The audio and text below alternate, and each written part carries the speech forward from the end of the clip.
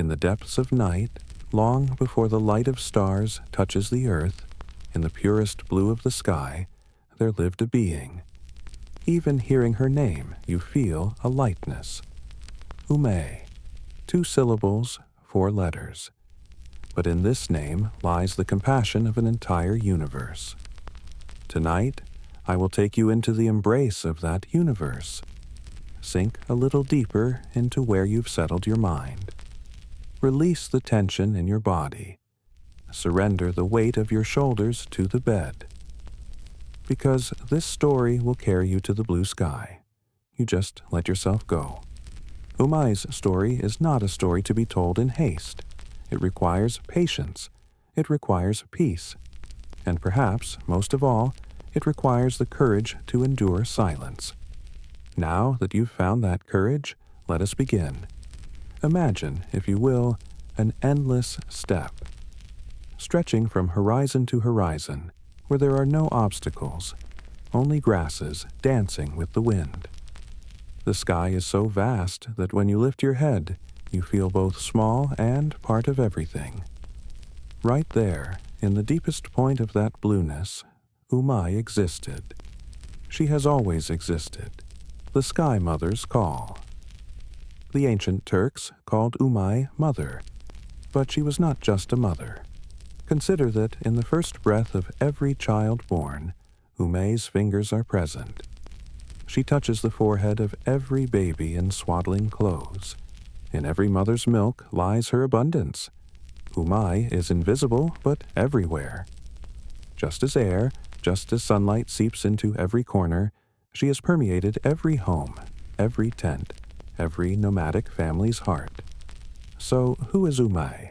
To ask this question is like asking, what is the sky? How do you define infinity? How do you express in words the compassion a mother feels for her child? Umay is that which cannot be defined. But still, ancient stories have given us clues. Let us listen to them. Tengri, that eternal sky god, was everywhere in the universe. He was the sovereign of everything. But Tengri was not alone. Together with him, within the blueness of the sky, in the gentlest tone of light, Umay existed. Some say Umay was Tengri's wife. Some say she was his sister. Others say she was Tengri's compassionate face, his soft hand, the warm breath behind harsh winds. Perhaps all are true. Perhaps none are. Mythology, as you know, is not defined by rigid lines. It is like the shape of wind. Wherever it blows, it gives shape there, but it itself never remains fixed. Now, close your eyes. Imagine a golden light. Not the first rays of morning, something softer. Perhaps a light filtering through a baby's blanket. Perhaps the sparkle in a mother's smile. Umay is such a light. She warms you but doesn't burn. She wraps you but doesn't suffocate. She protects you but doesn't imprison. In the steppes, inside nomadic tents, nights would be cold. Fire would flicker in the center of the room. Outside, wolves would howl. Wind would rustle the edges of the tent. But inside, a baby would sleep, silently, peacefully, in their mother's arms or on a sheepskin. And over that baby, invisible but felt, a presence existed. Umay would keep watch until morning by the baby's side. Ancient shamans would pray to Umay, but they wouldn't build temples for her, because Umay wouldn't live in walls made of stone. She lived in the open sky, in a mother's embrace, in the breath of a baby's first cry. To reach her, you didn't need to climb a mountain. You only needed to open your heart. Now, let us pause here for a moment. Breathe. A deep, slow breath. Draw the air into yourself. Hold it and release. Even in this breath, there are traces of Umay, because she is the source of life, not just of babies, but of all living things. Every breath is gratitude to her. Every heartbeat confirms her presence. To tell Umay's story is like trying to find the source of a river. No one knows where it begins. but it flows. It flows without stopping, and everywhere it goes, it leaves life behind. It leaves greenness. It leaves abundance. It leaves hope. Let me tell you a story from ancient times. Listen, but don't force yourself. If your eyes close, let them close. If your thoughts scatter, let them scatter. Because this story is like a lullaby for you. Its purpose is to make you sleep, not to wake you. Once upon a time, a young couple lived in the steppes. The man was a brave warrior. The woman was a wife whose hands were worth gold, working skillfully at the loom. Years passed, but they had no children. Every spring that came, the woman would look to the sky and pray to Umay. "Mother," she would say, "give me a child too, a being to fill my arms on earth, to warm my heart." Umay heard every prayer, but time belonged only to her. She would not rush, because she knew that everything has its time. Just as there must be time between when a seed falls to the ground and when the sprout emerges, there must be a time of preparation between mother and baby. One day, the woman saw Umay in her dream. A woman wearing a white dress, her hair shining like moonlight, her eyes the blue of the sky. Umay approached the woman and touched her forehead. Her touch was like the coolness of a spring morning, soft, refreshing, full of hope. "Wait," Umay said, just that word. "Wait." When the woman woke from her dream, there was a smile on her face. She said nothing to her husband, but there was peace inside her, because she knew that Umay had heard her and had answered. Months passed. Then, one morning, the woman felt movement in her belly, a small, gentle, but definite movement. Her eyes filled. Her hands went to her belly, and there, in the darkness, a new life had begun. For 9 months, the woman looked to the sky every night, and every night in the depths of that blueness, she felt Umay. "I am here," Umay would say silently. "With you, with the baby, I am here every moment." When the day of birth came, the tent filled with women. The old midwife rubbed her hands. Fire burned bright in the center. The woman groaned with pain. But that pain wasn't just pain. That pain was a transformation. It was the opening of a door. It was the final struggle before a miracle. And then, a cry. The baby's first cry. Everyone inside the tent held their breath. The midwife lifted the baby into the air. A healthy, strong, pink baby. A boy. "Umay's gift," the midwife said, her eyes moist. "This child has her mark on his forehead." The woman took the baby into her arms. At that moment, time seemed to stop. Outside, wind was blowing, fire was crackling, but inside the tent there was a completely different silence. A sacred silence. Umay's silence. The baby nestled against his mother's chest, opened his mouth to suckle his first milk, and in that first sip, life flowed into him. Umay's abundance was hidden in that milk. As the mother stroked the baby's head, there was a prayer on her lips, a prayer of gratitude. To Umay, to life, to that moment. Now you too breathe. Imagine that tent's interior, the warmth of the fire, the baby's scent, the happiness in the mother's eyes, and over all of it, that invisible hand, Umay's hand. She embraces you the same way now. Even if you're unaware, she is here, always here. Umay was not only present at birth, but also in growth. As the child grew, she grew alongside. In the first step, the first word, the first laugh, Umay would watch like a shadow. But she wasn't a shadow, she was light. She would go before the child, illuminating the path. The ancient Turks had a belief. They would say that every child has a protector.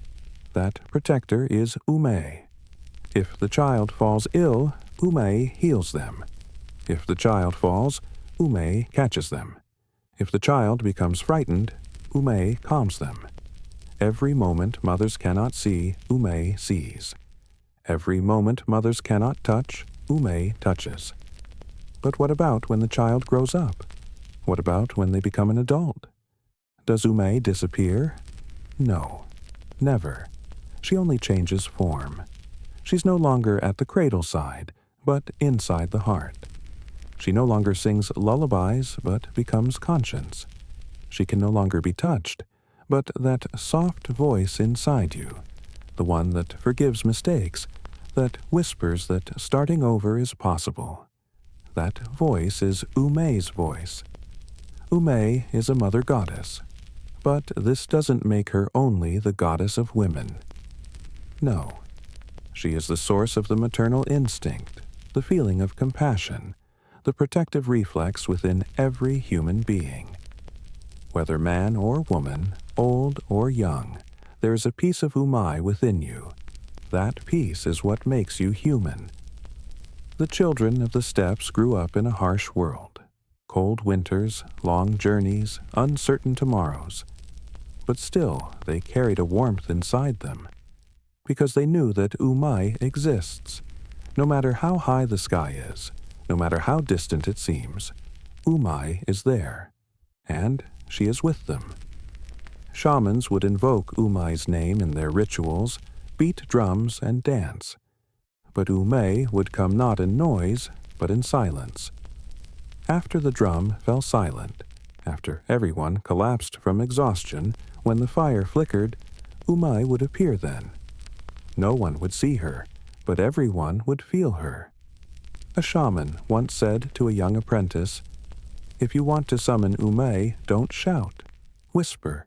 Don't even whisper. Just think. She hears your thoughts, because she knows the language before words, the language of the heart." The apprentice asked, "So, what does Umay look like?" The shaman smiled. "What doesn't she look like? She resembles your mother's hands. She resembles the warmth of the morning sun. She resembles the scent of fresh bread. She resembles the silence of the first snowfall. Umay is hidden in every beautiful thing. If you search for her, you won't find her. But everywhere you don't see, she is there. Such is the goddess that Umay is. She neither fights, nor angers, nor punishes. She only wraps, only protects, only loves. And in this simplicity, there is infinite power. Now, at this point, you may have noticed. Perhaps your eyes have grown heavy. Perhaps your thoughts have slowed. This is normal. This is as it should be.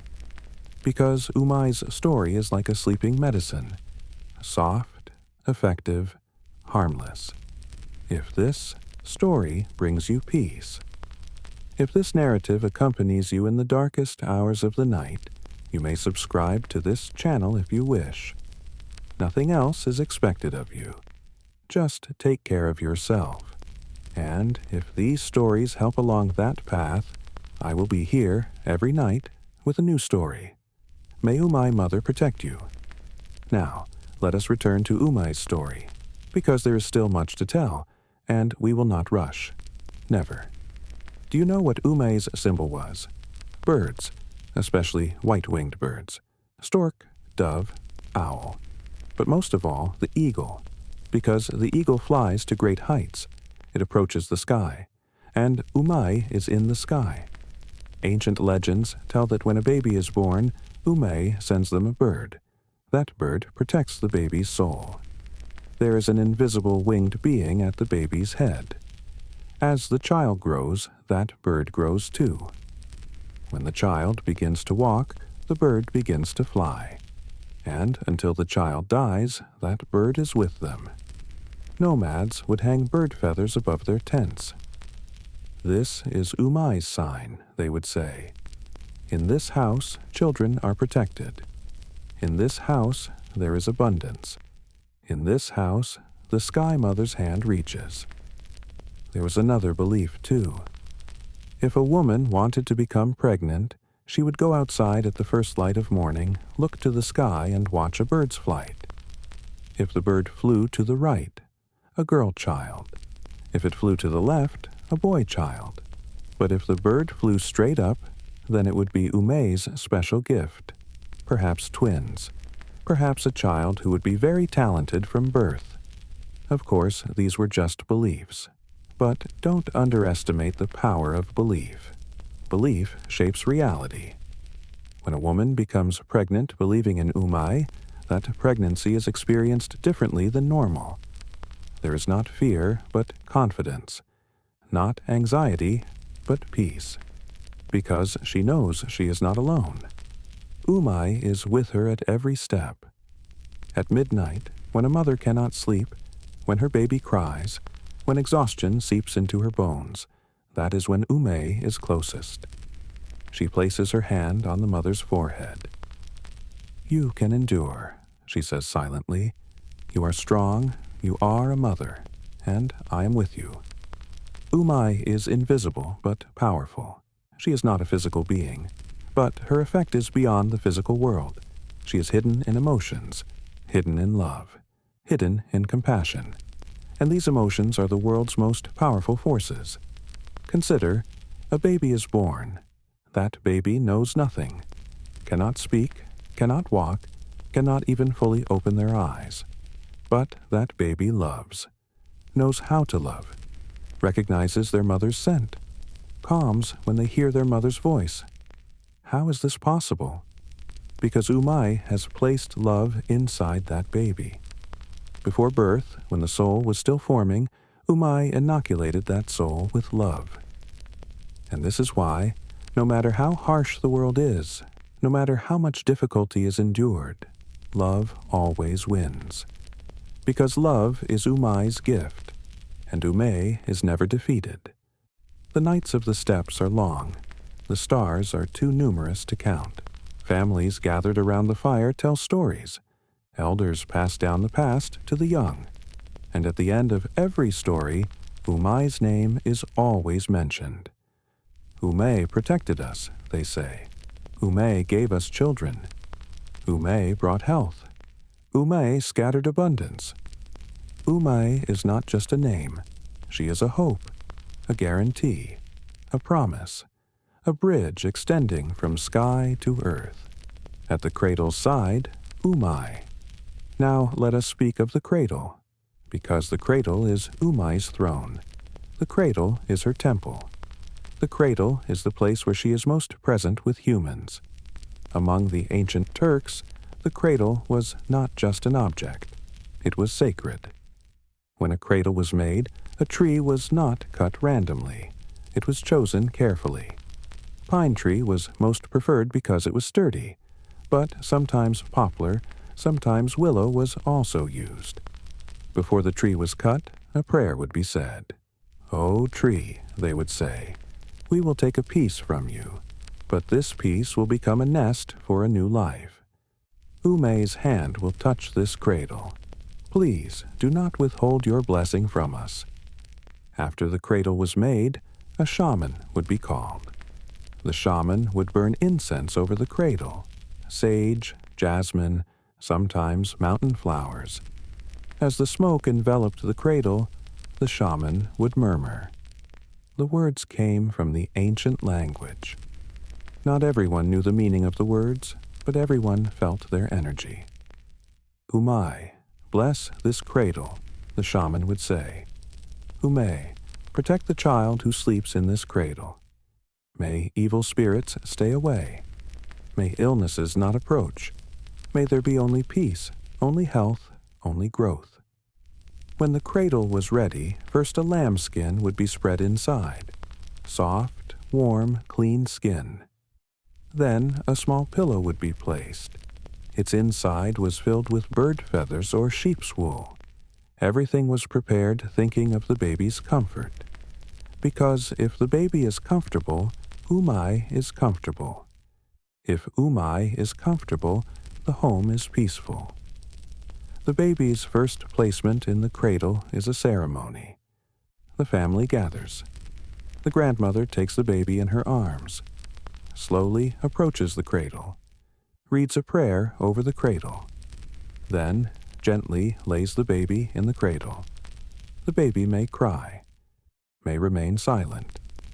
In any case, the grandmother begins to rock the cradle, slow, rhythmic rocking, and sings a lullaby. The lullaby reaches Umay. O Mother of the Sky, protect this little one. O white-winged one, fly above this cradle. O compassionate one, wrap and embrace this child. May sleep come, may peace fill, may morning bring health. Lullabies would be passed down through generations, from mother to daughter, from grandmother to granddaughter. Every lullaby was a prayer. Every prayer reached Umay, and Umay heard them, each one individually. Beside the cradle, usually a small pouch would be hung. Inside would be an evil eye bead, a bird feather, sometimes a small stone. This pouch was called Umay's gift pouch. The belief was this: Umay comes at night, touches that pouch, and with her touch protects the baby from evil. Of course, looking with modern logic, these might seem like superstitions. But at that time, for those people, these were real. And perhaps part of reality is in our belief. If a mother sleeps peacefully believing in that pouch, her baby sleeps peacefully too. Because babies sense their mother's energy. If the mother is calm, the baby is calm. And in this cycle, Umay's fingers are present. The cradle was not just a sleeping place. It was also a place of growth. The baby would lie in the cradle, look at the ceiling, watch light and shadow games, would discover hands and feet, would listen to sounds, would begin to see the world through the cradle's frame. And Umay was there every moment. The first light looking into the baby's eyes is Umay's eyes. The first melody reaching the baby's ears is Umay's lullaby. The first warmth touching the baby's skin is Umay's breath. When a baby fell ill, the cradle gained importance. The mother would never leave the cradle, would be there day and night. The shaman would be called again. The shaman would circle around the cradle, beat the drum, call upon Umay. "O Umay, this child is your child. Don't abandon them. Hold their hand. Let illness depart. Let health come in its place." Sometimes the shaman would place a small mirror under the cradle. If evil spirits come, let them see themselves in the mirror and be afraid. But if Umay comes, let the mirror shine and welcome her. When the baby recovered, a thanksgiving offering would be made to the cradle. Fresh milk, honey, sometimes a small piece of bread. These were Thanksgiving gifts to Umay. The next day, these foods would be given to birds, because birds were Umay's messengers. If the birds ate them, it meant Umay had accepted. The cradle was the center of the baby's world. But at the same time, it was Umay's window to the world. Umay would look at the world through the cradle. Every cradle presented her with a view. The poor house's cradle, the rich house's cradle, the nomad's tent cradle, the palace mansion's cradle. They were all the same to Umay, because Umay did not discriminate. To her, every baby was equal. Every baby was worthy of protection. Every baby deserved love. Now, stop for a moment. Think of your own childhood. Perhaps you don't remember your cradle, but somewhere, in the deepest layers of your memory, that peace is recorded. That rocking rhythm is recorded. That lullaby melody is recorded. And perhaps, Umay's touch is recorded. The child who grows from the cradle leaves the cradle one day, but the cradle never leaves them. The cradle lives in memory, lives in dreams.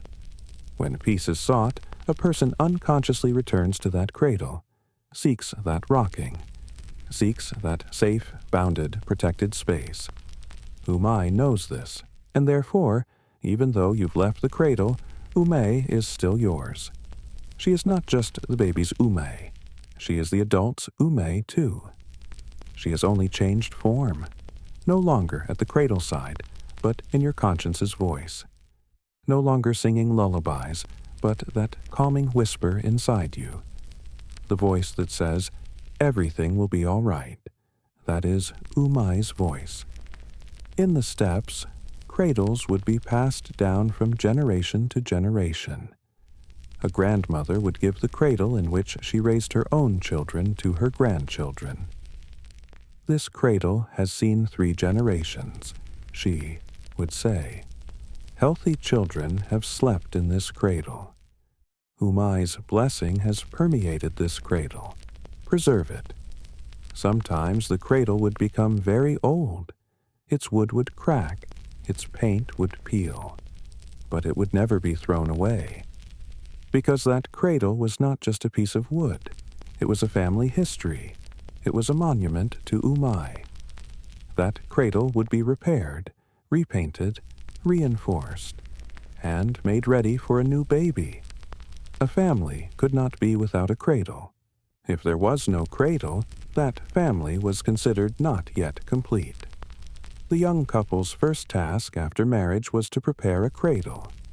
Even if they didn't have children yet, the cradle had to be ready. When Umay comes, let the place be ready, they would say. When Umay gives her gift, let us be ready. Now, let us go a bit deeper. Let us look not only at the physical, but also the spiritual meaning of the cradle. The cradle is a place of transition. The baby has separated from the mother now. The umbilical cord has been cut, but they are still not independent, still need protection, carrying, feeding. The cradle is this in-between space, neither completely mother nor completely world. It is a bridge, and on this bridge, Umay keeps watch. She facilitates the baby's passage into the world, prepares them slowly. Every day spent in the cradle strengthens the baby a little more, encourages them a little more, makes them a little more independent. But still, the fact that they are in Umay's embrace doesn't change. When the cradle rocks, a rhythm forms. This rhythm is the universe's rhythm, the rhythm of night and day, the rhythm of breathing, the rhythm of heartbeat. Everything is subject to a rhythm, and the baby learns this rhythm in the cradle, learns that life is a flow, learns that it doesn't stop, but is regular. Umay is also the goddess of rhythm. She not only protects, but also teaches how to live life silently, by example, by touch. The baby, lying in the cradle without realizing, takes lessons from Umay, lessons of trust, lessons of patience, lessons of peace. What happens when a baby cries? Mother comes, rocks the cradle, sings a lullaby, and the baby calms. This simple action is actually very deep. The baby learns that when they call, an answer comes. When they need help, help is given. They are not alone. This sense of trust begins in the cradle, and Umay is the source of this trust, because mother can get tired, mother can stay sleepless, mother sometimes can't endure. But Umay never gets tired. Umay never sleeps. Umay never reaches the point of not being able to endure. She is infinite patience, infinite energy, and that energy also flows to the mother. The mother, at the moment she says, "I can't do it," Umay gives her strength, says, "You can do it. I am with you." Nights spent at the cradle side are long, especially the first nights. The baby wakes frequently, is hungry, wet, uncomfortable. The mother gets up each time, approaches the cradle with tired eyes, takes the baby, feeds, cleans, lays them down again, and this cycle continues until morning. But in these nights, there is magic. While the outside world sleeps, in that tent, in that room, only mother, baby, and Umay are awake. The 3 form a triangle, a sacred triangle. Mother looks at baby, Baby looks at mother, and Umay wraps them both.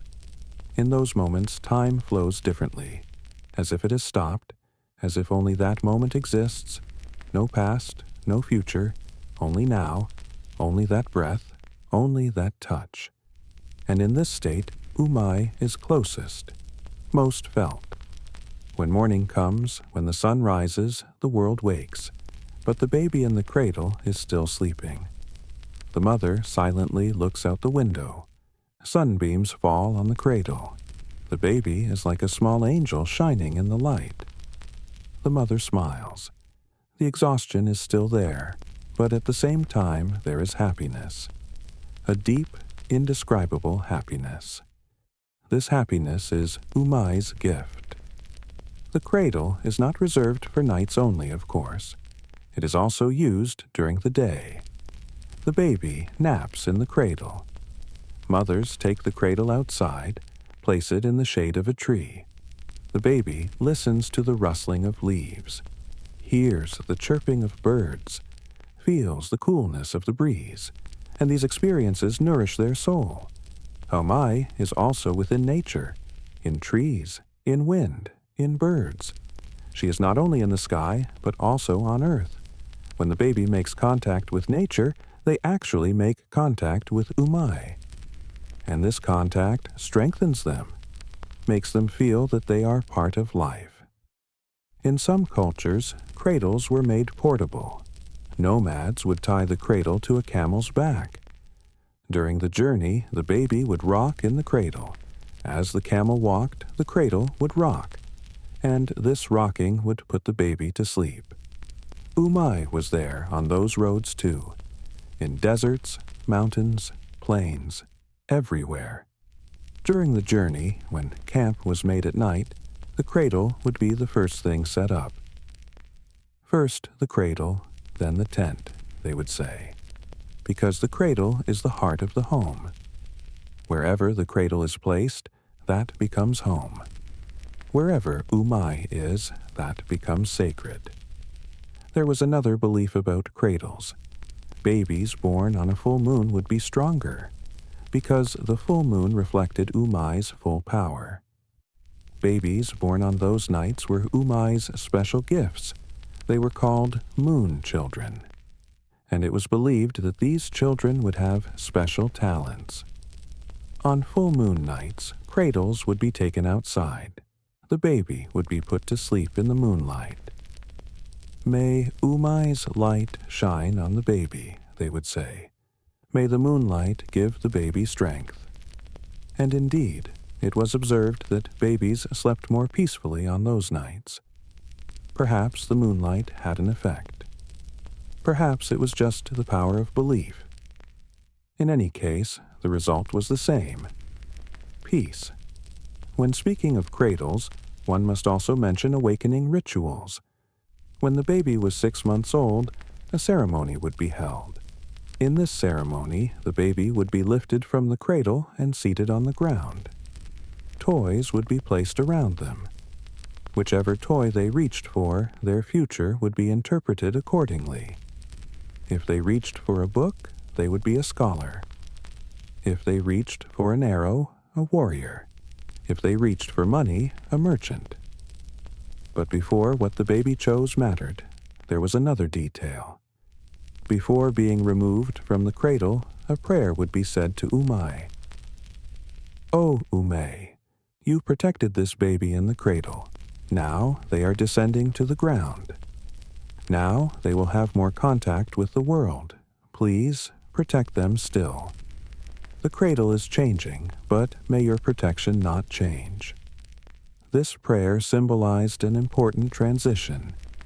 The baby was no longer just lying down, but sitting, seeing the world from a different angle. This was a growth, and every growth meant a bit of separation. But Umay would never grow distant in any growth. She would always stay close. Complete separation from the cradle would happen at about 1 year old. That's when the child would begin to walk. They would no longer fit in the cradle, would no longer want to stay in an enclosed space, would discover freedom. And this was both a happy and sorrowful moment. The mother would look at that empty cradle. Now no one was there. It stood silently, and the mother would feel an emptiness inside. "My baby has grown," she would say. "They no longer need the cradle." But the old grandmother would console the mother. "The cradle looks empty," she would say, "but Umay is still there. Umay looks at the cradle, because perhaps one day another baby will come, and Umay will be ready." The cradle would thus be passed on to the next generation, perhaps to the same child's sibling, perhaps to a cousin, perhaps to a neighbor. The cradle would never remain empty, because life never stops. Births happen, babies come, and Umay never rests. Now let us pause the story here for a moment. Breathe, deep, slow. Draw that air into yourself. Fill your lungs. Then slowly release. Feel your jaw relax. Feel your shoulders grow heavy. If your eyes want to close, let them close. Don't force yourself. This story will be here. When you return, it will still be here. Umay's relationship with the cradle actually tells us about our relationship with life. We all began in a cradle. We all needed protection, love, rocking. And we all one day left that cradle. We grew, we walked, we faced the world. But that feeling in the cradle is still inside us. That sense of trust, that peace, that feeling of someone loves me, someone protects me. We search for this in our adult lives. We search for it in relationships. We search for it in homes. We search for it in hobbies. What we're actually searching for is that feeling in the cradle, that touch of Umay. And perhaps this is why you're listening to this story. Perhaps you too want to return to that cradle, want to feel that rocking, want to hear that lullaby. And this is completely normal, because inside us there is always a baby, a small, fragile baby in need of protection. And that baby calls for Umay.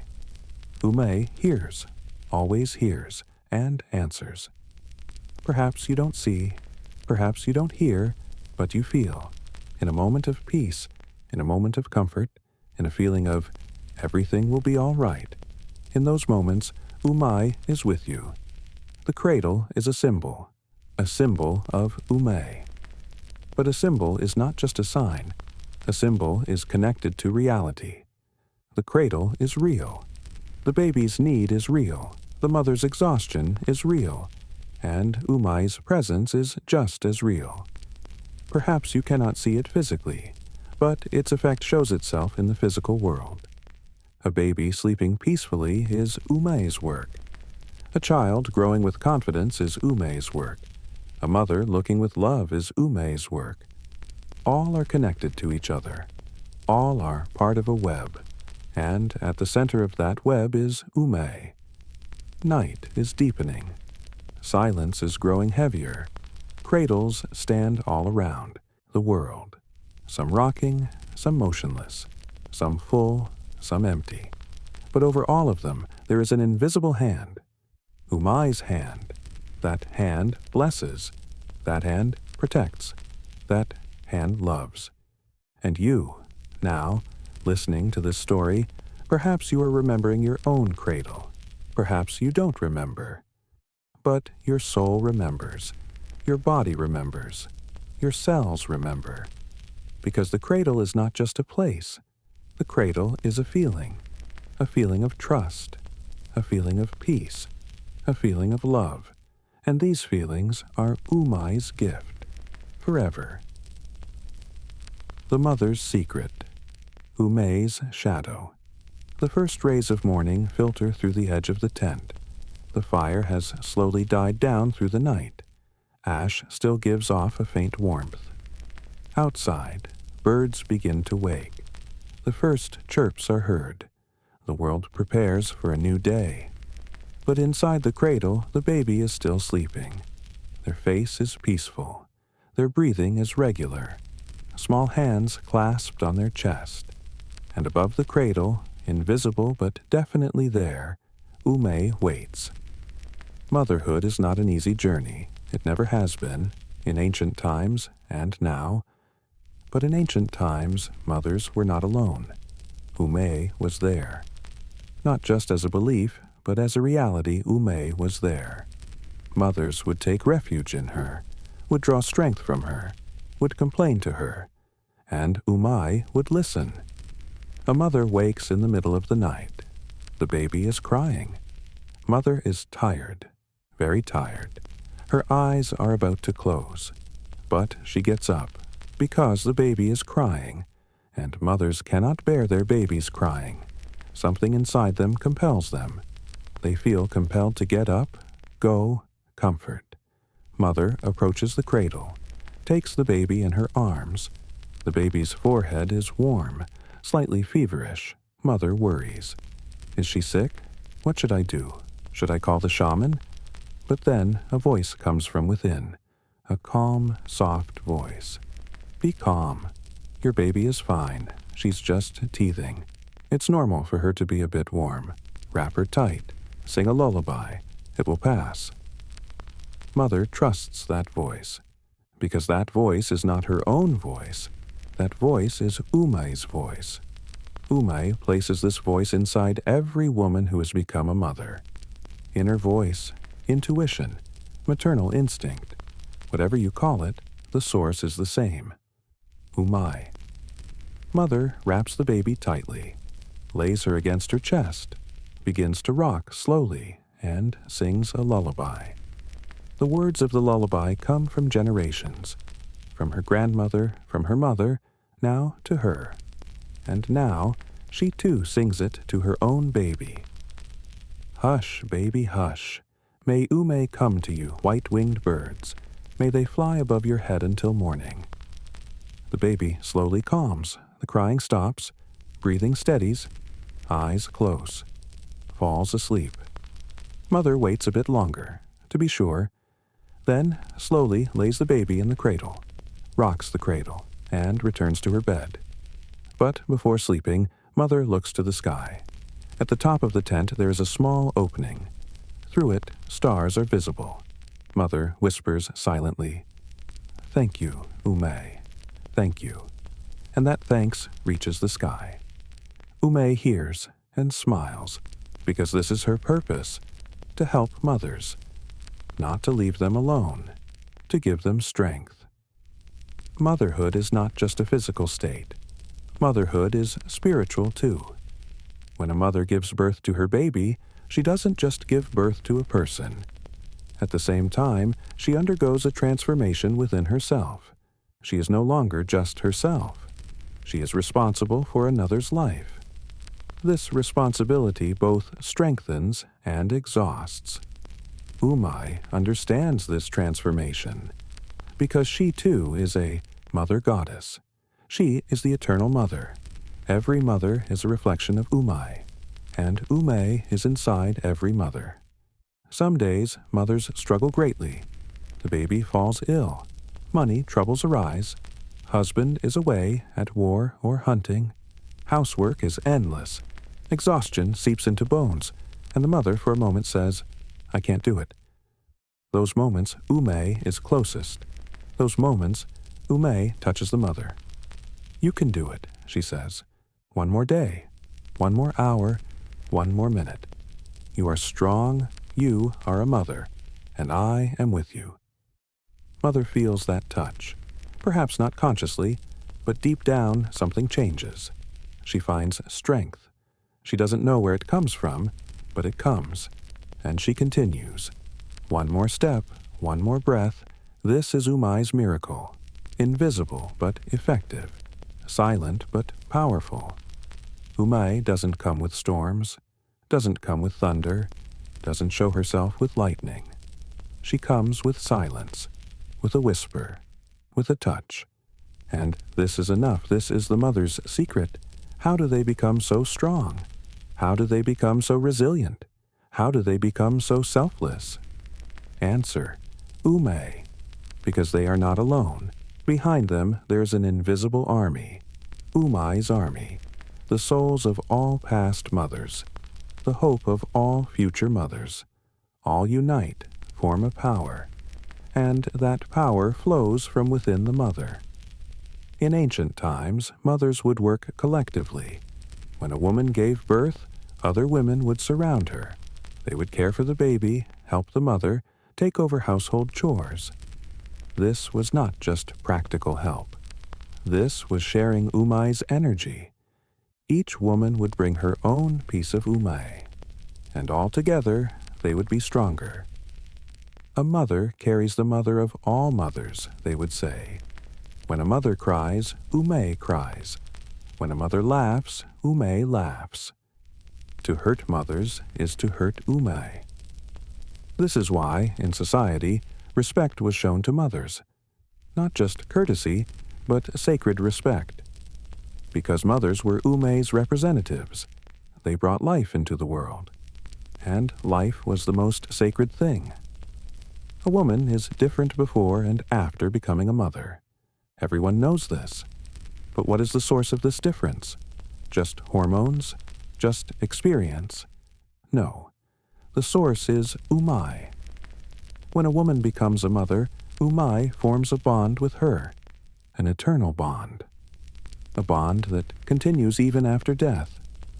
Becoming a mother is not just biological. Stepmothers are also mothers. Adoptive mothers are also mothers. Because motherhood is from the heart. To love a child, to protect them, to sacrifice for them, this is motherhood. And in this motherhood, Umay is present. Whether there's a blood bond or not, Umay doesn't care. She only looks at love. In the steppes, sometimes children would be orphaned. In war, in illness, in accidents, mothers could die. Then the child would be adopted by another woman. That woman would love the child like her own child, and Umay would settle in that woman's heart too. Because motherhood arises from action, arises from emotions. The only way to be a mother is to act like a mother. Now, think of your own life. Perhaps you are a mother, perhaps you're not. But we are all a mother's child. We all grew in a woman's womb. We all nursed from a woman's breast. We all slept to a woman's lullaby. That woman was Umay for us. She was our first goddess. And perhaps that woman is not alive now. Perhaps she is old. Perhaps she is far away. But what she gave is still with you. That love, that compassion, that feeling of protection. It still lives inside you. And this is Umay's continuation. Because Umay is passed down through generations, from mother to child to grandchild, forever. Now, here for a moment, think of your mother. Say her name inside yourself. Remember her face, hear her voice, and thank her. Perhaps not out loud, perhaps just in your heart, but thank her. Because she was Umay for you, and Umay deserves thanks. The mother's shadow is over the children. But this shadow is not a dark shadow. This is a protective shadow. On a hot day, like a tree's shadow, it keeps you cool, protects you from the sun's scorching rays, and you rest peacefully in that shade. Umay's shadow is like this too. She wraps everyone, not just babies, but also children, youth, adults, the elderly. Because Umay doesn't care about age, she only looks at love, and love is ageless. An old woman, lying on her deathbed, is surrounded by her grandchildren. Her children come. All are there to bid her farewell. The woman is weak. Her voice doesn't come out, but her eyes sweep over each one, and in her eyes there is peace. I'm not afraid, she says silently, because Umay is waiting for me. I am going to her. She protected me as a baby. Now, too, she is ready to embrace me. And truly, when that woman dies, there is a smile on her face, as if she has seen someone, as if she has leaned into an embrace, and those around know that woman has been reunited with Umay, has returned to the sky, has left the world as she left the cradle, and in both transitions, Umay is present. This belief makes death easier, because death is not the end. Death is a return. Just as one passes from cradle to world, one also passes from world to sky. And in both, Umay is the guide. When a baby is born, they cry, because they have separated from their mother. The world is cold and strange. But then, they are taken into their mother's arms, and they calm, because a new connection has been established. Umay provides that connection. When dying, too, a person cries, because they are separating from their loved ones. The world will be left behind. But then, they are taken into Umay's embrace, and they calm, because a new connection has been established. Umay provides that connection. Life and death are not opposites. Both are in Umay's hands. Both are part of her plan. Birth is a beginning. Death is a beginning. In between, there is life, and all are Umay's gifts. Now, let us return to mothers again, because mothers are the center of this cycle. They bring life into the world. They raise the child. They continue the lineage. Umay cannot exist without mothers, and mothers cannot endure without Umay. This is a mutual relationship. Mothers pray to Umay. Umay gives strength to mothers. Mothers entrust their children to Umay. Umay remains faithful to that trust. The relationship is based on trust, and trust is never broken. But sometimes painful things happen. The baby falls ill and dies. The mother is devastated. "Where was Umay?" she asks. "Why didn't she protect my child?" These questions are understandable questions. Pain clouds logic. Anger can shake faith. But old women comfort that mother. "Umay protected your child," they say. But protection is not always life. Sometimes protection is shortening pain. Sometimes protection is protecting the child from greater pain. We cannot know Umay's plan, but we can trust. The mother doesn't immediately believe these words. Her pain is too great. Her arms are empty. The cradle is silent. The world has lost its meaning. But time passes, and time changes everything. One day, the mother sees her baby in a dream. The baby looks happy, smiles, plays, and is in Umay's embrace. Mother wakes. There are tears in her eyes. But these tears are not just tears of sadness. There is also relief, because she knows her baby is in a good place, in Umay's embrace, and one day they will meet again.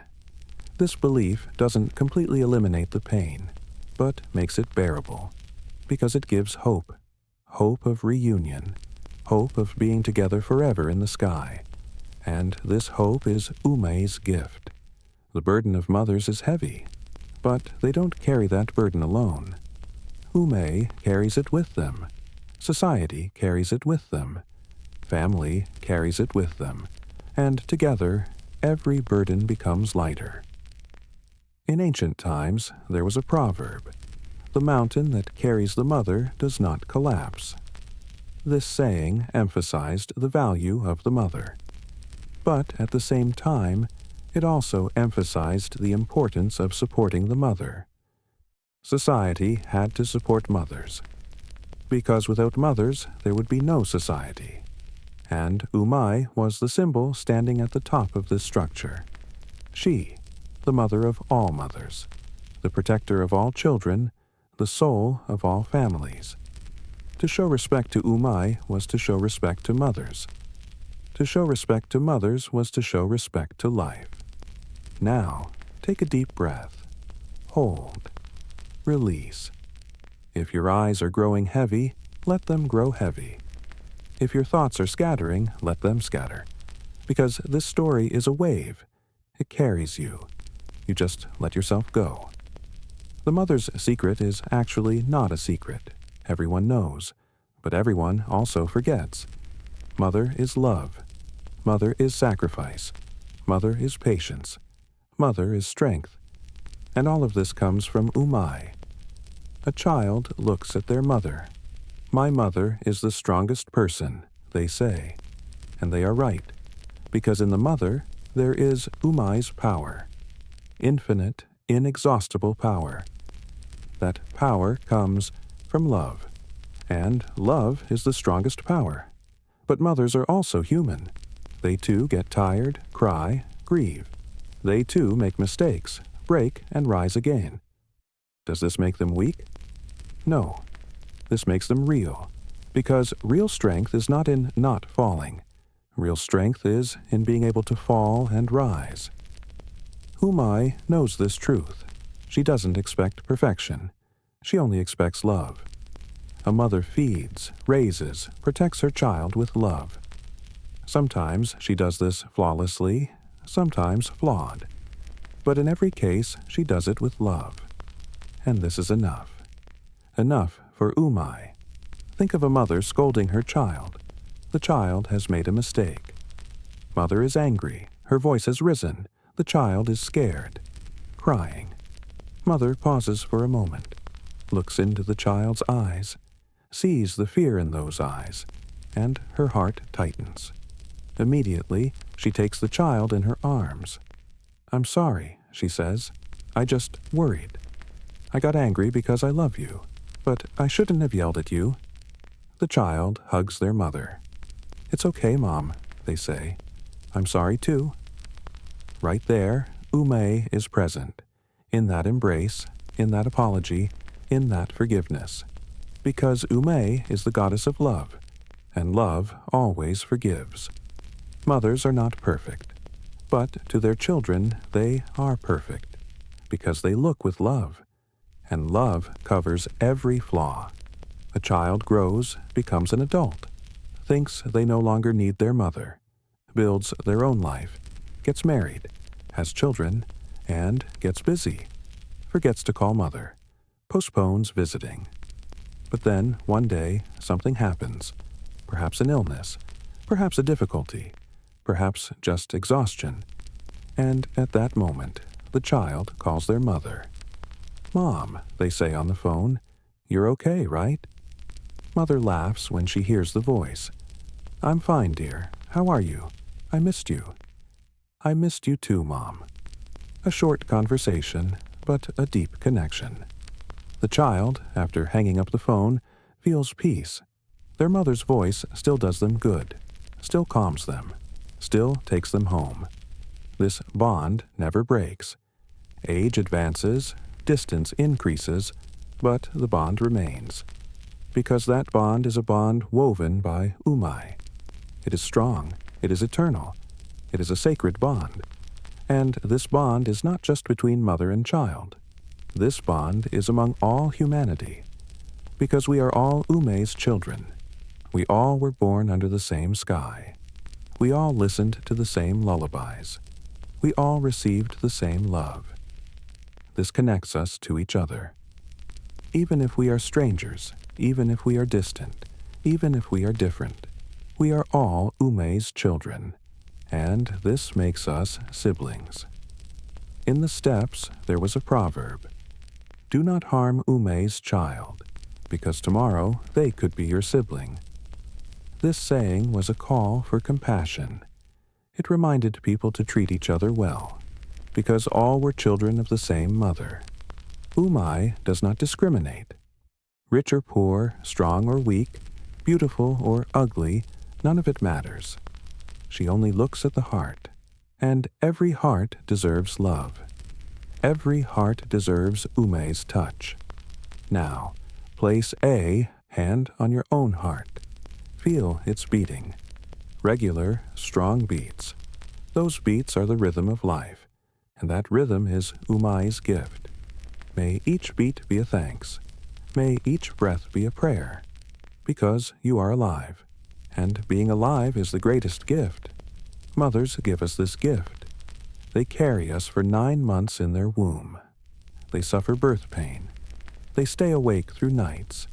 They sacrifice for years, and they expect nothing in return, because they follow Umay's path, They love for the sake of loving. They protect for the sake of protecting. They give for the sake of giving. And how can we reciprocate this gift? Perhaps we cannot. Perhaps nothing can equal what a mother gives. But at least we can remember. We can thank. We can love. Call your mother if she is alive. Give thanks. If she is not alive, keep her memory alive. Make a meal she used to make. Listen to a song she loved. Tell a story she used to tell. Because mothers live not only in their own lives, but also in our memories. And those memories are Umay's touches. They connect us to the past. They connect us to our roots. They connect us to Umay. Night is advancing. Stars appear brighter. Moon has stopped in the middle of the sky, silently casting light. The world is sleeping. But Umay is not sleeping. She never sleeps. Because somewhere a baby is crying. A mother is awake. A child is frightened. And Umay must be there. Umay is everywhere. Always. Because her work never ends. As long as life continues, Umay continues. As long as births happen, Umay works. As long as mothers tire, Umay supports. And this story has come this far. But it hasn't ended yet. There is still much to tell. Umay's story is endless. Because she is endless. Now rest. Close your eyes. Breathe. And let Umay wrap around you. Because she is truly there. You just need to believe. And you will attain peace. On nomadic roads, Umay. The morning sun paints the steppe golden. Dew drops sparkle on the grasses. Birds draw circles in the sky. And the nomadic caravan prepares for a new day. Tents are packed. Camels are loaded. Horses are saddled. Children cling to their mother's skirts. Babies are carried on backs. And slowly the caravan moves. To the next pasture. To the next water. To the next stop. Migration is the essence of nomadic life. There is no stopping. Constant movement. Constant seeking. Constant journey. But on this journey, they are not alone. Umay is with them at every step. Do you know how nomads carried their children? Small babies would be tied to the mother's back. A special cloth would be wrapped crosswise. The baby would be safe on the mother's back, head supported, body wrapped, and with the mother's every movement would rock gently. This rocking would comfort the baby, just like in the cradle, just like in the mother's womb. The baby would sleep while rocking, would feel the mother's warmth, would smell the mother's scent. And the world was a safe place. Umay was especially close on those roads, because journeys are dangerous. Predatory animals, bandits, storms. All kinds of danger could exist, but Umay protected every baby, watched over every child. In the caravan, there would usually be an old woman. That woman was called Umay Mother, that is, Umay's representative. That woman would give advice to pregnant women, would help new mothers, would care for sick children, heal them. She was Umay's hands on earth. Umay Mother would wake up in the morning and look to the sky. Today, Umay's light is bright, she would say. It will be a good day. Or, today the sky is cloudy. We need to be careful. Children loved Umay Mother, would run to her, would listen to stories from her, and she would tell patiently. Umay's stories, the ancestors' stories, the sky's secrets. Children, Umay Mother would say one day, let me show you Umay's birds. She would raise her finger to the sky. Do you see that eagle? It is Umay's sentinel. It watches us from above. If there's danger, it warns us. The children would fix their eyes on the eagle. The eagle would glide in the air, without flapping its wings, surrendered to the wind. Free, powerful, majestic. Umay gives us the eagle's power, Umay Mother would say. but not just its power, also its vision. The eagle sees very far. We too, with Umay, can see the future. The children would listen mesmerized, and that night, in their dreams, they would become eagles and fly. On the migration road, births would also happen. A woman could suddenly go into labor. The caravan had to stop.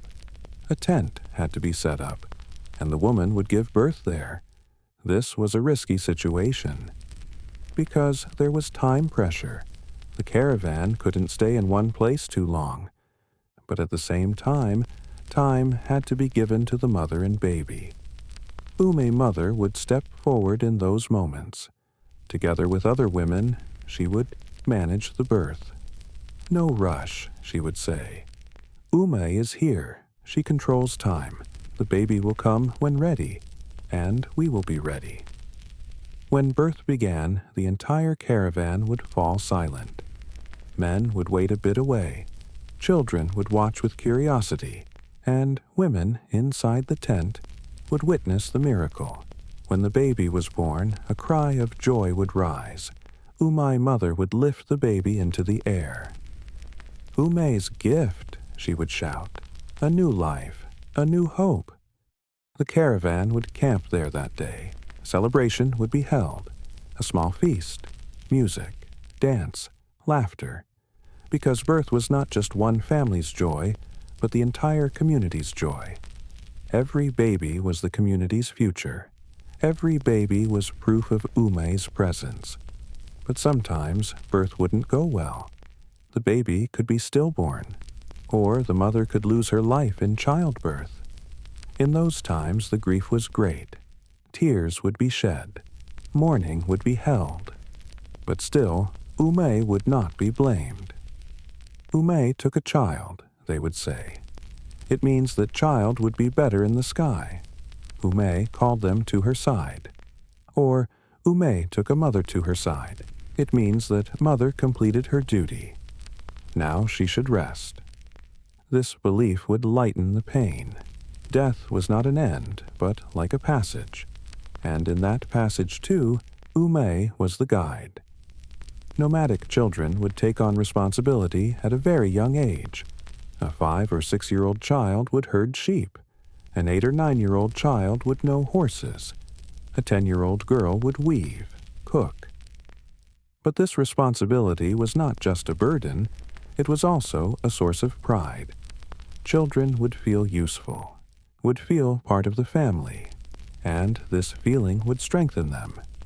Umay also protected working children. When a child herded sheep, Umay would watch from the sky. If a wolf attacked, Umay would warn them, through a feeling, an emotion, a dream. A child could see Umay in a dream. Umay would call to them, "Be careful tomorrow. Wolves are near. Don't take the flock to the west of the valley. Go east." When the child woke, they would remember the dream, and the next day would go east. And indeed, wolves would be seen in the west of the valley. The child would thank Umay. These dreams were not just imagination. They were Umay's form of communication. Especially with children, Umay would speak through dreams, because children's hearts were more open, more innocent, more receptive. On the migration road, entertainment also held an important place. Nights, they would gather around the fire. Stories would be told. Songs would be sung. Children would play games. And in those games, Umay would be mentioned. There was a game called Umay's Bird. One child would be the bird. Other children would try to catch them, but the bird would escape by flying, and couldn't be caught. Because Umay's bird couldn't be caught. It was free. This game was not just entertainment. It was also a teaching, the teaching of freedom. Umay loves freedom. She doesn't imprison anyone, doesn't chain anyone. She only protects, but respects freedom. Nomadic children would marry at a young age. At 14 or 15, a girl was ready for marriage. At 16 or 17, a boy was ready to start a family. Weddings were grand ceremonies. The entire caravan would participate. Sometimes neighboring tribes would also be invited. Music would play, horses would race, competitions would be held.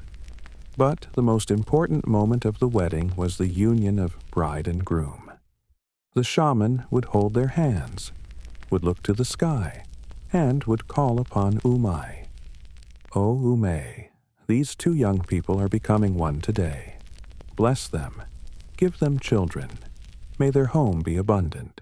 May their love be endless." Then the shaman would pour milk over their hands, white, clean milk. "Umay's milk," they would say. "This milk brings abundance, brings health, brings life."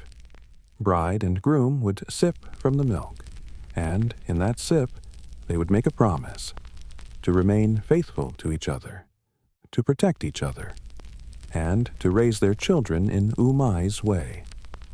On the wedding night, the young couple would enter their new tent. The tent had been carefully prepared. The finest carpets had been spread inside. A new cradle stands in the corner. It is still empty, but is awaited, ready for Umay's gift. Above the tent, a white bird feather is hung. It means Umay resides here. This feather would remain for years. Storms wouldn't blow it away. Rains wouldn't wash it away, because Umay protects it. On the first night, the bride sits in the center of the tent, places her hands on her belly, and prays silently. "O Umay, make me a mother. Give me a child. I am ready. My heart is open. My arms are empty. Please fill me." This prayer is addressed not to ears, but to the heart, and Umay hears, always hears. But the timing belongs to her. Perhaps the gift comes immediately, perhaps years later, but it definitely comes, because Umay doesn't forget. On the migration road, not only birth and wedding, but also death happens. The elderly tire. The sick cannot recover. Accidents happen, and then burial ceremony is held. Nomads would bury their dead in the place closest to the sky, on a hill, on a cliff, because they believed that the soul rises to the sky, and the higher it starts from, the faster it reaches Tengri. But before going to the sky, the soul makes a journey, and on this journey Umay guides. Especially when mothers die, Umay embraces them. "Come," she says. "Now it's time to rest. You worked hard. You loved much. Now it's my turn. My turn to love you, my turn to carry you." At the burial ceremony, the deceased's loved ones gather around. The shaman reads the final prayers and invokes Umay's name many times. "Umay, take this soul. Umay, protect this soul. Umay, carry this soul to the sky." Then children place flowers on their mother's grave. Small, wild flowers. The steppes flowers. Each flower is a memory. Each flower is a thanks. "Mother, you were Umay for me," the child says, silently. "Now, you are with the real Umay. Be happy, be peaceful, and don't forget me." The grave is marked with stones. A small bird statue is placed on top. "Umay's sentinel," they say. This bird waits for the soul, and when Umay comes, the bird flies to the sky with the soul.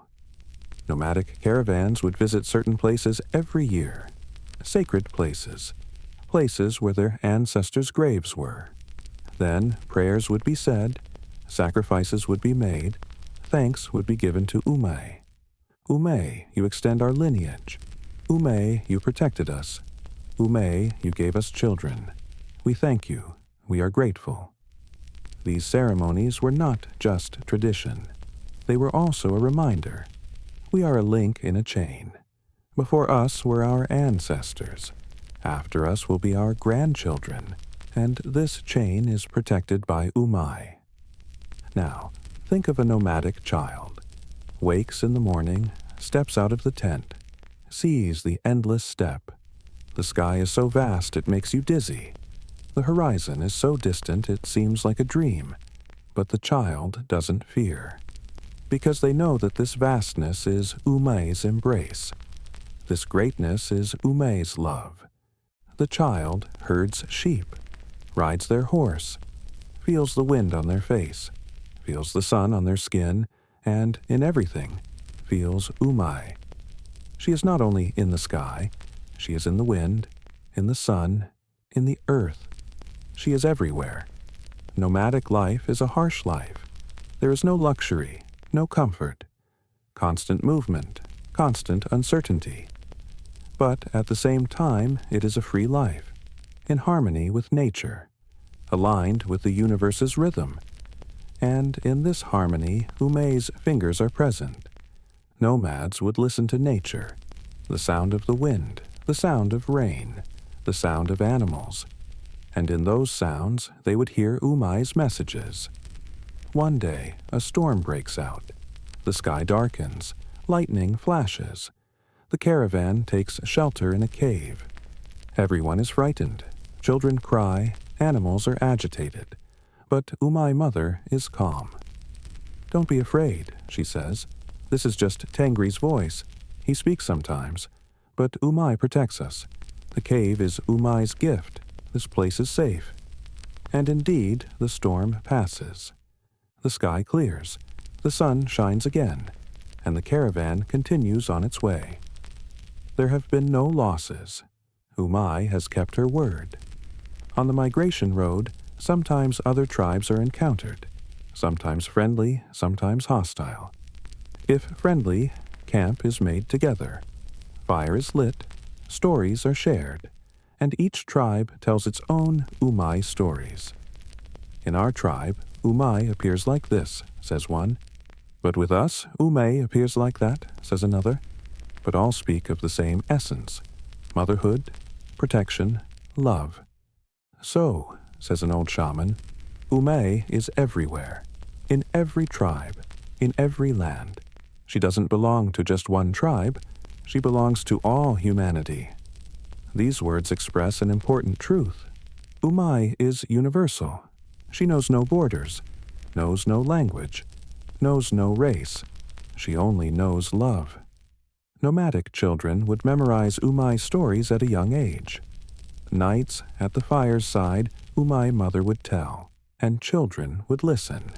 Some would fall asleep, some would stay awake, but all would take something inside. "Umay," Umay Mother would say, "do you know how she looks at you? She looks with a mother's eyes, compassionate, forgiving.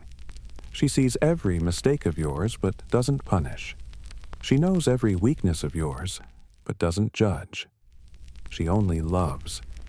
Unconditionally, endlessly loves." Children, listening to these words, would feel a warmth inside, as if truly someone was watching them, as if someone loved them, and this feeling would make them peaceful. Night deepens. Fire slowly dies. Children sleep. Adults, too, collapse from exhaustion. But Umay Mother stays awake a bit longer, looks to the sky, to the stars. "Umay," she says silently, "I entrust these children to you. Protect them, raise them, strengthen them, and one day may they too tell your story to their own children."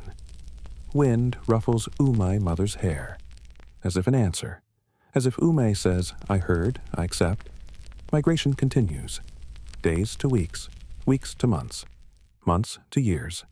But every day, every night, Umay is there, never tires, never wearies, never complains, because she is Umay. Infinite patience, infinite energy, infinite love. And perhaps this is why nomads survived. Perhaps this is why they continued through generations, because Umay never left them alone.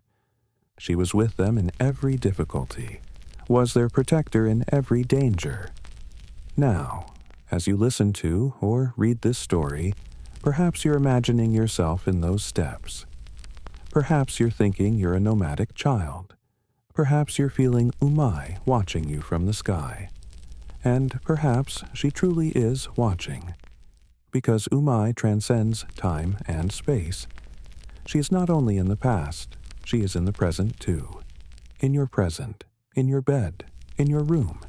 She watches you, protects you, loves you, just as she loved those nomadic children, just as she protected those ancient mothers. On the migration road, there was a tradition. Every evening before the sunset, the entire caravan would stop. Everyone would face west and silently give thanks. Umay, you protected us today. We thank you. Protect us tomorrow too. Always protect us. This was a brief moment, perhaps less than a minute. But in that 1 minute, there was an entire faith, an entire love, an entire trust. And as the sun set, as the sky turned orange and pink, Umay's presence would be felt. As if those colors were Umay's dress, as if the sun's rays were Umay's fingers. When night came, tents would be set up, fires would be lit, meals would be cooked, and again they would gather around.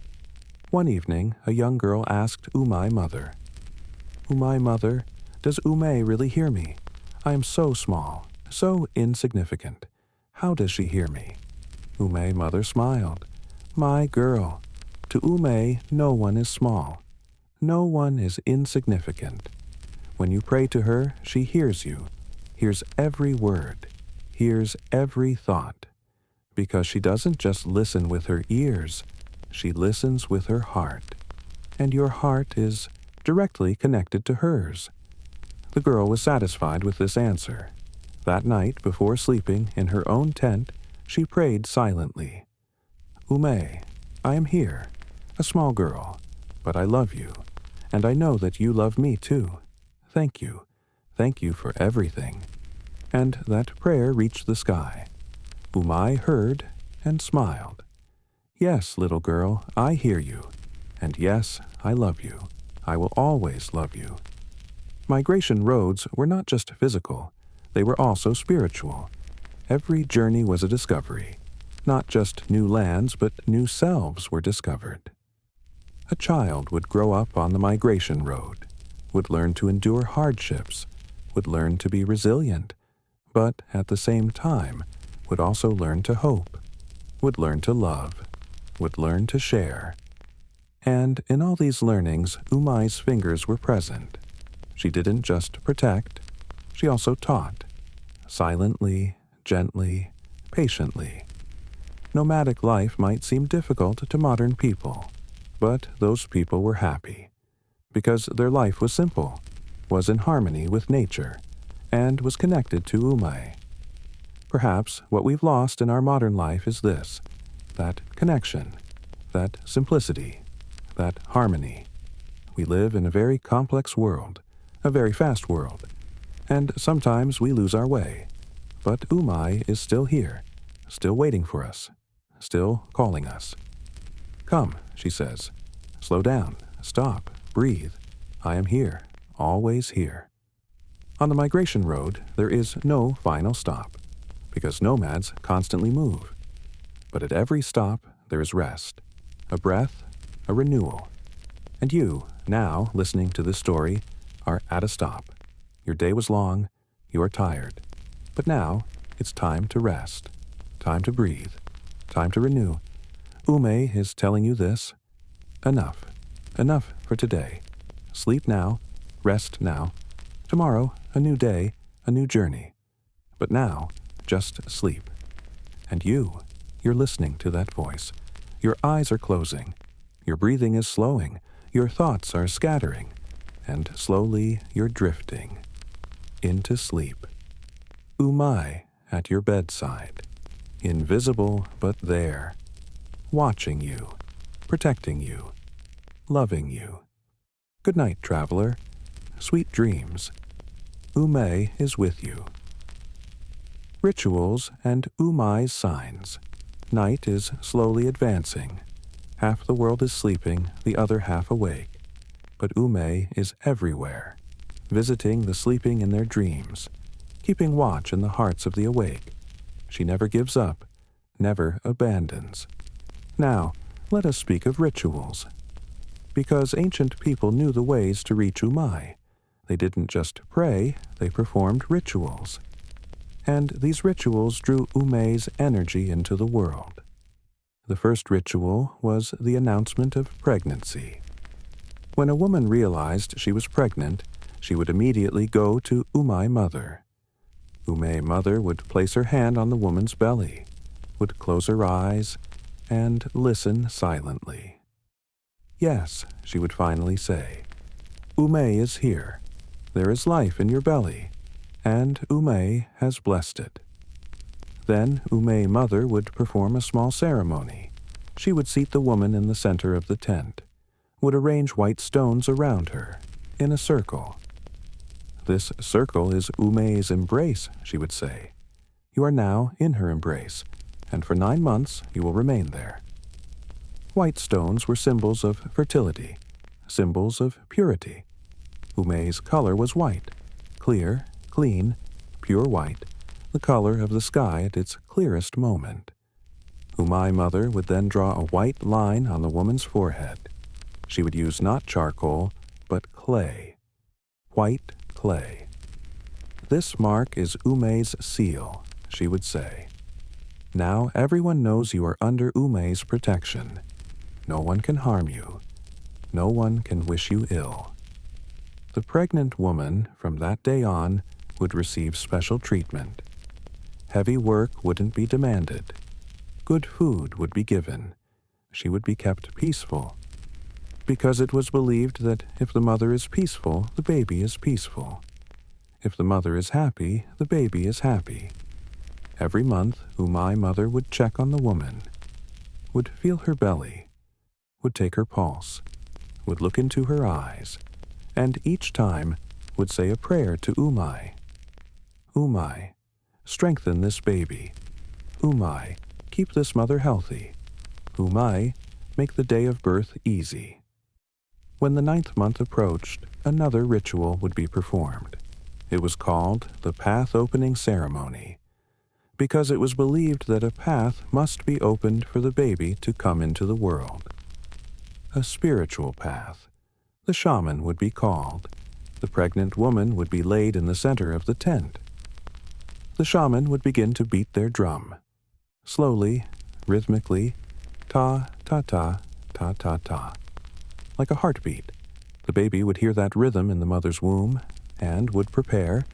The shaman would then burn incense. Sage, lavender, rosemary. Smoke would fill the tent, and in that smoke the shaman would dance, would spin and spin and spin, arms in the air, head back, and while dancing would sing, in the ancient language. The meaning of the words was unclear, but the melody was clear. It was a call, calling Umay. Come, Umay, come, open the path, open the door, let the baby come, let them see the world. Mother strong, baby healthy, Umay here, Umay everywhere. The dance would last long, sometimes for hours. The shaman would tire but wouldn't stop, because this was a duty, a sacred duty. Finally, the shaman would fall to the ground, not from exhaustion, but from trance.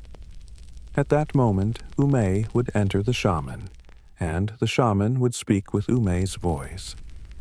I am here, they would say. But the voice was not the shaman's voice, softer, more melodic. Don't be afraid, mother. Your baby is beautiful. Your baby is healthy. They will come soon, and I will come with them. The pregnant woman, hearing those words, would cry. Tears of happiness, because she would know that Umay was truly there, not just a belief, but a living reality. On the day of birth, there were other rituals. Before birth began, the inside of the tent would be cleaned. Everything would be washed. Fresh grasses would be spread on the ground. Sweet scent would fill the air. At the entrance of the tent, a white cloth would be hung. It was called Umay's curtain. This curtain would keep evil spirits outside. Only Umay could enter, and, of course, the women helping with the birth. Men would wait outside. They couldn't enter, because birth was women's work, Umay's work. Men would only wait for the result. When birth began, Umay mother would stand at the woman's head, would encourage her. Breathe, push, breathe, push. Umay is with you. You can do it. Other women would keep rhythm, would clap, would sing. All together would give strength to the woman. Push, mother, push. Umay is pulling. Baby coming. Baby coming. And finally, the baby would come, would cry out, would fill lungs with air, would take the first breath. And in that breath was Umay's blessing. Umay mother would take the baby, would cut the umbilical cord with a special knife, silver knife. Umay's knife, they would call it. This knife was used only for births, never for any other task. After the umbilical cord was cut, Umay mother would lift the baby into the air, toward the window, toward the light. Umay, look, she would say, your new child, accept them, bless them. And at that moment, everyone would be silent. Only the baby's crying would be heard. And that crying was like music, life's music, Umay's music. The baby would be given to the mother. Mother would lay the baby against her chest. First contact, first bond, first love. And at that moment, Umay would be between them, invisible but felt. After birth, another ritual would be performed, the naming ceremony. The baby would remain nameless for 3 days, because it was believed that in the first 3 days the baby has not yet fully come into the world, is still in the in-between world, is with Umay. On the 3rd day, the shaman would come again, would hold the baby, would turn them toward the 4 directions, east, west, north, south. Winds, know this baby. Mountains, know this baby. Rivers, know this baby. Umay, know this baby. Then the shaman would whisper a name in the baby's ear. This name would have come in a dream. The shaman would have had a dream the previous night. And in the dream, Umay would have told them the name. This baby will be name, because Umay wished it so. The name would usually be meaningful. Moon, star, rose, dark, or an animal's name. Eagle, wolf, deer. The name was considered a sign of the baby's destiny. After the name was given, the baby would now be fully in the world. Now had an identity, had an existence, and Umay would bless that existence. In the first year, on every full moon, a small ceremony would be held. The baby would be taken outside, would be held up to the moonlight. Umay, see your baby. Umay, let your baby grow. Umay, protect your baby. It was believed that moonlight brings growth, brings strength. Umay's energy is carried by moonlight, and the baby grows by absorbing that light. On full moon nights, mothers would put their children to sleep outside. Cradles would be placed in the open air. Moonlight would illuminate the cradle, and children would have dreams in that light. Beautiful dreams, Umay's dreams. When the child turned 1 year old, the ground descent ceremony would be held. Remember, we mentioned this before. The child would be taken down from the cradle, would be seated on the ground, and various objects would be placed around them. But before this ceremony, an offering would be made to Umay, a plate of the best foods, fresh milk, honey, bread. These would be given to a fire. As the smoke rose, Umay mother would pray. Umay, this child has reached 1 year. For 1 year you protected them. Now they are ready to walk, ready to explore the world. Please guide them on the road too. Teach them not to fall, but if they fall, teach them to rise. Then the child would be seated on the ground. Objects would be arranged in front of them. Book, sword, money, seed, rope, bowl. Each object represented a profession. a talent. Whichever the child reached for, their future would be interpreted. But what was important wasn't actually the child's choice. What was important was Umay's guidance. It was believed that Umay directed the child's hand. The child wasn't really choosing. Umay was making them choose. And when the child took something, everyone would applaud. Umay has decided. Umay has shown. The child's path is clear. Of course, as the child grew, this path could change. But that first choice was a sign. Umay's sign. And that sign would not be forgotten. In childhood years, there were other rituals too. When the first tooth came out, a ceremony would be held.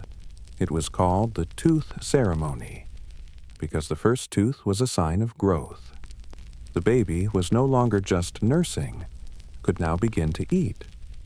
When the tooth came out, Umay mother would be called, would look in the child's mouth to see the tooth, then would place a kiss on their forehead. Umay has given this child teeth. Now they are getting stronger, growing. We thank you. The family's eldest would give the child a small gift, usually a toy, a horse carved from wood, or a cloth doll. The gift wasn't important. What was important was the gesture, showing love, representing Umay's love. When the first step was taken, another ceremony. Step ceremony. The child would take their first step holding their mother's hand. Father would wait a few steps away. The child would release mother, try to walk toward father. The first steps would be wobbly, might fall, might succeed. In any case, their family would cheer. Bravo, well done, Umay is with you. It was believed that the first step wasn't just physical, was spiritual too. The child was transitioning from dependence to freedom. No longer needed to be carried, could now walk on their own, and this was Umay's gift, the gift of freedom. But with freedom also came responsibility. The child now had to be more careful, could fall, could get hurt, and mother couldn't always be there. Therefore, Umay's protection became even more important. Mother would sew a small amulet onto the child's clothing. What would be inside? A few bird feathers, a lock of mother's hair, and a small piece of paper with a prayer written on it.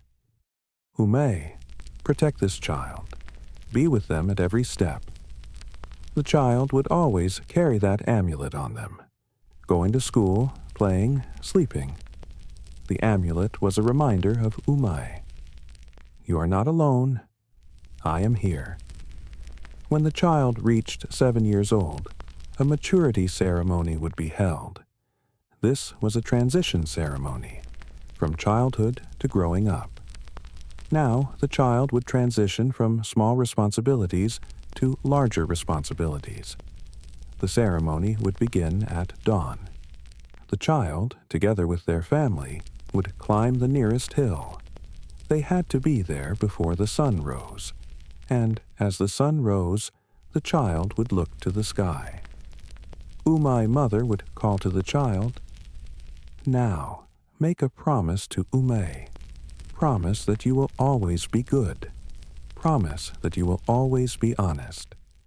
Promise that you will remain faithful to your family, your tribe, Umay."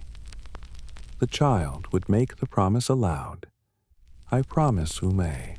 I promise." And that promise would be carried by the wind, would reach the sky. Umay would hear and would seal that promise. Accepted. You are now grown. Now you are responsible. But still I am with you, always with you. When the sun had fully risen, the family would return. But the child was now different. Something had changed inside. Would feel stronger, more mature, because they had made a promise to Umay, and that promise bound them. In adolescence, there were other rituals, especially for girls. When she had her first period, A womanhood ceremony would be held for a girl. This was a very special ceremony, because the girl was now becoming a woman, now had the potential to become a mother, and this was Umay's greatest gift. Before the ceremony, the girl would spend a night alone outdoors, a bit away from the tent but within sight, would light a fire, wait there. This was a test of facing fear, a test of facing loneliness. Throughout the night, the girl would look to the sky, would count stars, would listen to the wind, and would speak with Umay, not aloud, but inside. Umay, I am now a woman, but I'm afraid. I don't know what will happen. Help me. Give me strength. And Umay would answer. Perhaps a star would shoot. Perhaps an owl would hoot. Perhaps just a feeling of peace would come inside. But the girl would receive the answer and would calm. When morning came, the girl would return to the tent. Umay mother would greet her. How was it? She would ask. The girl would tell, every detail, what she saw, what she heard, what she felt. Umay mother would listen, then would smile. Umay was with you. She tested you, and you passed. Now you are a woman. Umay's daughter is a woman. Then a special gift would be given to the girl. A necklace with a small moon figure on it. This is Umay's sign. Now you are her representative. One day you too will become a mother, and you will pass Umay's love to your own child. The girl would wear that necklace, and would never take it off again. That necklace would bind her to Umay. For life. For boys, too, there were similar rituals. In the first hunt ceremony, the young man would follow a deer. He didn't have to catch it, but he had to follow, track. This was the first step of becoming a man. But before this ceremony, the young man would pray to Umay. Umay, even though I am male, I want your protection, because I know you are not just the goddess of women, you are the goddess of life, and I, too, am part of life. Umay would hear men, too, would protect them, too, because she didn't discriminate. Male, female, young, old, rich, poor, all were her children. Before marriage, a purification ceremony would be held for both man and woman. This ceremony aimed to cleanse the past. Old mistakes, old sorrows, everything had to be released, because marriage was a new beginning. The ceremony would be held at a river's edge. The person would enter the water, would get wet from head to toe, and Umay mother would pour water over them. May water take your past. May water take your mistakes. May water take your sorrow. You are now completely clean. Umay has given you rebirth. You are a new person. When the person emerged from the water, they would feel truly different. Lighter, cleaner, more peaceful, and ready. Ready for the new life. When death approached, there was one final ritual. Farewell ceremony. The dying person would gather with their family, would bid farewell to each one, would forgive them, would ask forgiveness from them, then would look to the sky, one last time, and would call to Umay. Umay, I am coming. Throughout my life you protected me. Now, take me to your side. My time has come. Now it's time to rest. And Umay would hear. She was already ready, had opened her embrace, was waiting. Come, my child, come. Now it's time to return home. Your home is here, the sky, eternal blue. The person would close their eyes, would take the last breath, and in that breath there was a smile. Not fear, but peace. Because they knew they were going to Umay, and being with Umay was the most beautiful place. After death, relatives would mourn. But this mourning wasn't hopeless, because they knew the deceased was with Umay, was safe, was happy. Umay mother would console the relatives. Don't cry too much, because they are not suffering. They are now in Umay's embrace, and one day you too will go there, and you will meet again. This word would lighten the pain. Loss wasn't permanent, only temporary. One day everyone would be with Umay, and there would be eternal togetherness. Rituals existed not only at important moments but also in daily life. Every morning, mothers would wake and look to the sky. Good morning, Umay. Thank you for the new day. Every evening, before sleeping, children would pray. Good night, Umay. Protect me tonight, too. Before every meal, a portion would be set aside for Umay, would be thrown into the fire. Umay, you fed us. This is your share. Umay loved these small gestures because they showed remembering, showed gratitude, showed devotion. People would sometimes ask Umay for signs. Umay, give me a sign. Am I on the right path? Did I make the right choice? And Umay would send signs. Sometimes a bird would be seen, sometimes a dream, sometimes a coincidence. But always, somehow, an answer would come. Because Umay wasn't silent, she would speak. But her language wasn't words. Her language was events, feelings, intuitions. To listen to her, one had to be silent, had to turn inward. Now, let us pause here for a moment. You, listening to these rituals, perhaps you're thinking of your own life. Perhaps you too have rituals. Perhaps your morning coffee. Perhaps your evening walk. Perhaps the book you read before bed. These rituals are actually modern Umay rituals. Even if you're unaware, they bind you to life, bind you to meaning, and perhaps bind you to Umay. Because Umay wasn't only in ancient times, she is in the present too. Rituals change, cultures change, names change, but at the core, the search is the same. The search for peace, the search for meaning, the search for connection, and Umay is the answer to this search. She is always there, always accessible, always generous. In ancient times, they would ask a question. Why is Umay so generous to us? What did we do to deserve so much love? Umay mother would answer, you did nothing. You don't need to. Umay loves unconditionally. She doesn't seek a reason to love. Loving is her nature. Just like the sun giving light, the wind blowing, Umay loves, because she is love. This answer would comfort people, because they would understand that there's no need to be perfect, no need to be flawless. Just being is enough. Just existing is enough. Umay loves you for existing. The final purpose of rituals is to remind of this truth. You are valuable.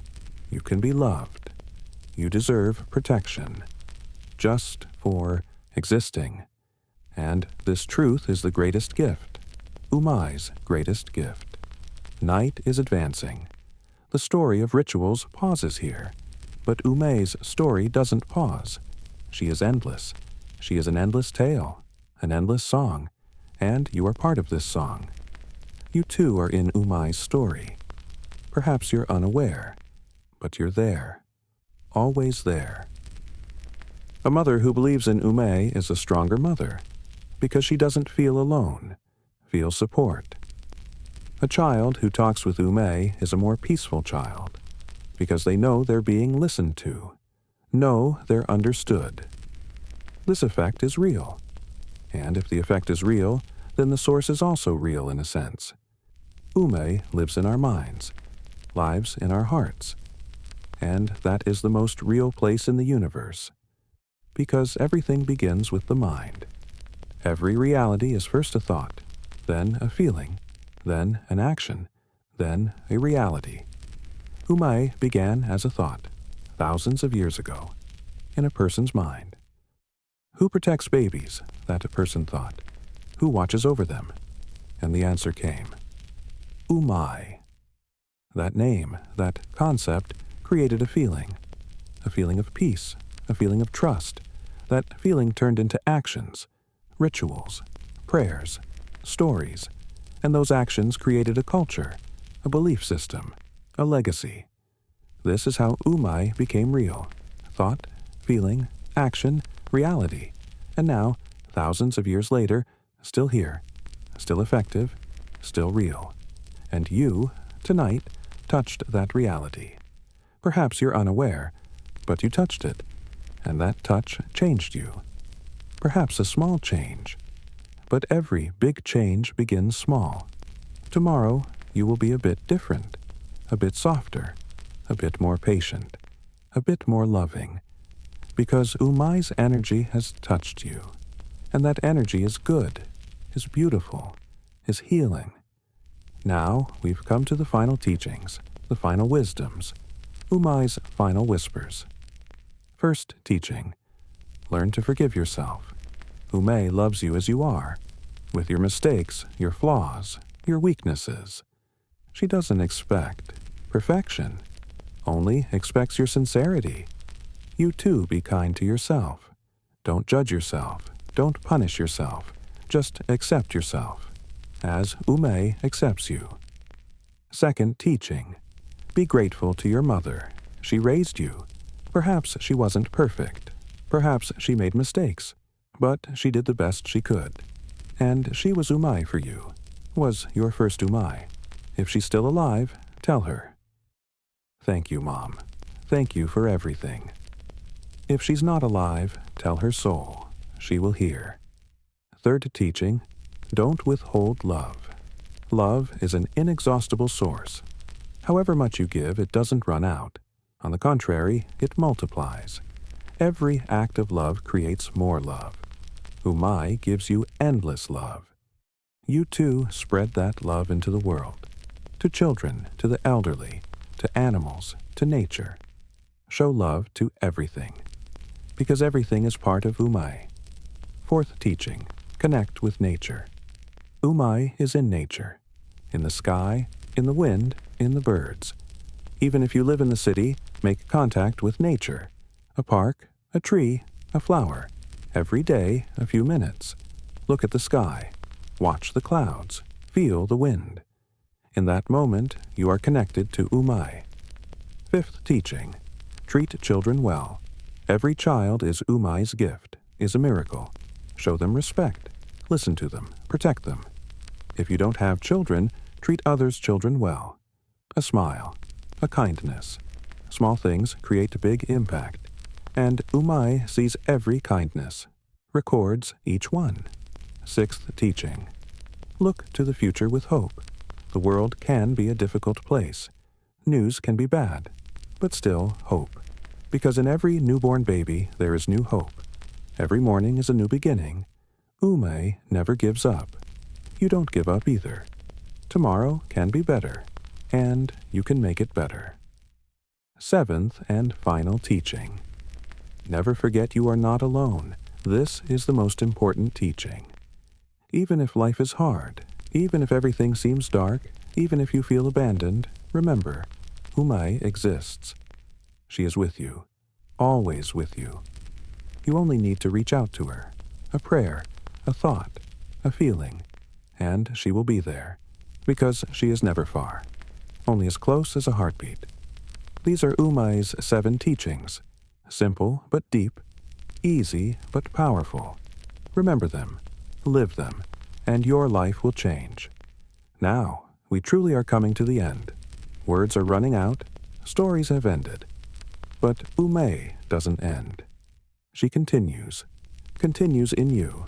Tonight, I've given you a gift, Umay's story. But actually, I've reminded you of yourself, because you already knew Umay. You just forgot. Now you've remembered. And this remembering is an awakening. A spiritual awakening. You are no longer the same as before. Now you know. You feel. You understand. Umay is with you. She always was with you. But now you too are conscious with her.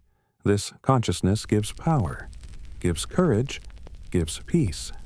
Tomorrow morning, when the sun rises, you will be reborn as Umay's child, new, clean, full, and you will look at life with new eyes, eyes of love. Umay's eyes. The world will be the same world, but you will be different, and this difference changes everything, because the world is shaped by our perception. If we change, the world changes. Umay gives you this change as a gift. Accept it. Embrace it. Live it. And one day, perhaps years from now, you too will tell Umay to someone else, perhaps to your own child, perhaps to a grandchild, perhaps to a stranger, and that person, thanks to you, will come to know Umay. And thus the chain will continue.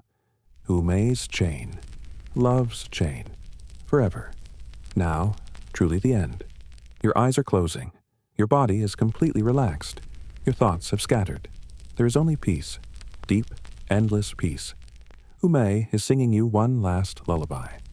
It has no words, only a melody, the sky's melody, the wind's melody, silence's melody. Surrender yourself to that melody. Allow yourself to drift. You no longer need to hold on. You no longer need to control. Just let go. Just flow. Umay's arms are carrying you toward the endless blue. There is no pain, no fear, only love, only peace. And there, you meet your true self, the self behind the masks, the self beyond fears, pure, clean, beautiful self. Umay shows you that. Look, she says, this is your true form. You are beautiful. You are valuable. You are perfect, just as you are. And you look, and you see, and you understand. Yes, you say. Yes, this is me. This is who I am. In that understanding, everything changes. You no longer doubt yourself. You no longer fear yourself, because you see yourself through Umay's eyes, and in those eyes there is only love. When you wake in the morning, remember this feeling, remember this vision, and tell yourself, I am the person Umay loves. I am valuable.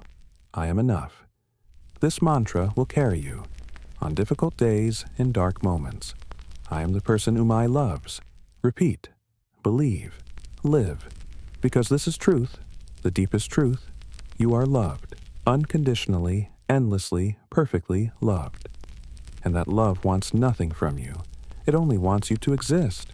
It only wants you to be yourself. Umay's love is free, and yet priceless, because that love is what makes life livable. It makes the pain bearable. It lights up the darkness. With that love, you can do anything. You can climb any mountain. You can survive any storm, because you are not alone. Umay is with you.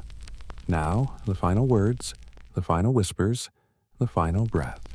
Umay is saying farewell to you, but actually, it's not a farewell, because she never truly leaves. She only becomes unseen, but always there, always close. Goodbye, she says, but only for now, because every night in every sleep we will meet again.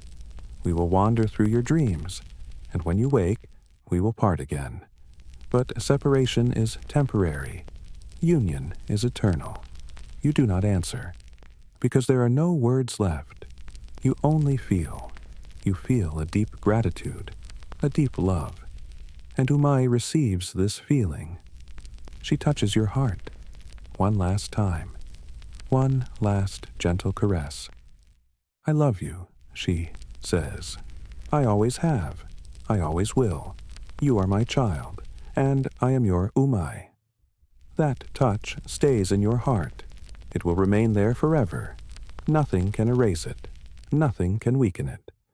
Now Umay slowly fades away, disappears from your sight, but not from your feeling. She will never disappear from your feeling.